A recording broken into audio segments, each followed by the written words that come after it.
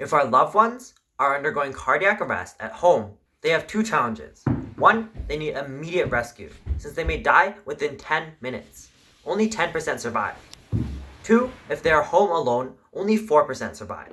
Hello everyone, my name is Max Du. I innovated this first indoor pre-hospital rescue drone to help solve these two challenges for cardiac arrest patients. One, start rescue before EMS arrives. Two, help those who are home alone as well. It can 1. Locate patients instantly after receiving wireless alert from the patient. 2. It can monitor patients by enabling live video surveillance with an EMS team. And 3. It can deliver emergency medication under surveillance. And 4. It can open doors. Currently, this prototype is automated and operational. It can be a future product with great commercial potential. I hope this can increase survival rates, shorten recovery times, and reduce healthcare costs.